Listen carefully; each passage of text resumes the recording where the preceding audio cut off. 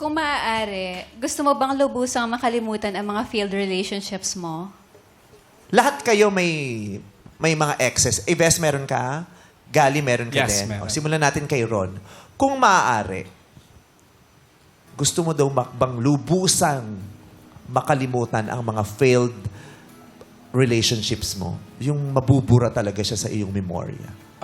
Siguro technically, di ba? Hindi naman basta-basta natin makakalimutan yung ex. Hindi, Kasi, kung maaari nga, kung may chance, may Okay. pipindutin ka lang tapos mawawala. Bubura. para sa akin, hindi po. Kasi, di ba sabi nga, experience is the best teacher. So parang kasi, yung mga ex kasi natin na yan, may mga good memories din naman sa atin yan and bad.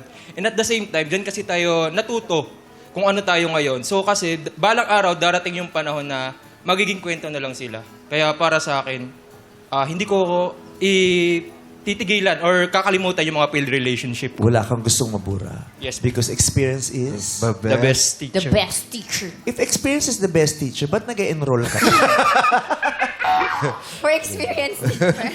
Gali, ikaw, number 2. For me, hindi mo siya dapat kalimutan or talikuran kasi it's part of your growth kung sino ka ngayon, kung ano ka ngayon. Dahil sa mga failed relationships mo. Siguro just to share with you one of my favorite songs, ang sinabi doon, what was lost ain't gone, but you can't just let go because it's a part of you that will make you strong. Embrace your flaws. Anong kanta yan? Bayan ko yan, oh. Yung bayan ko.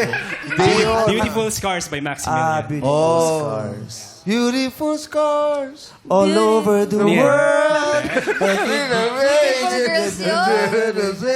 I ain't gonna fight back what I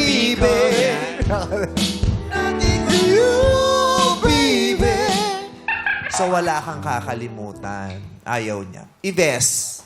For me, yes. Kasi if aalalahanin mo yung mga memories nila, nyo ng ex mo, parang may comparison kapag makakakilala ka ng bago. What I suggest na lang is put it in a box, those memories na nagpapaalala sa kanya, and then keep it inside her room. And then maybe after a long time, pag nakita niya ulit, tatawanan na lang. And for me, yun lang po. Mabigat yung braso mo, kaya hawak. Grabe. May alalay na. Ryan, Jugs, wala na kayo. Gusto niyo pa, naawa ako. Tulungan. Bigat-bigat talaga. Tulungan ka namin. Kailangan ko tulong. O kaya kahawak kayo na yung high table, na cocktail table para makatangan niya lang. Parang ang bigat-bigat yung kagano Baka talaga. nag-gym bago pumunta rito ng alay na. Oo. Kaya ikaw, kung may chance, gagawin mo yon. Kakalimutan mo. Oh. Kung di man lang siguro, baka meron kang... O, kung di man, siyempre, ang dami naging ex, iba. Isa doon, merong isa. Ikaw, may gano'n ka. Meron kang isang ex na gusto mo makalimutan. Isang relationship na gusto mo makalimutan. Wala. Ano yun para sa akin,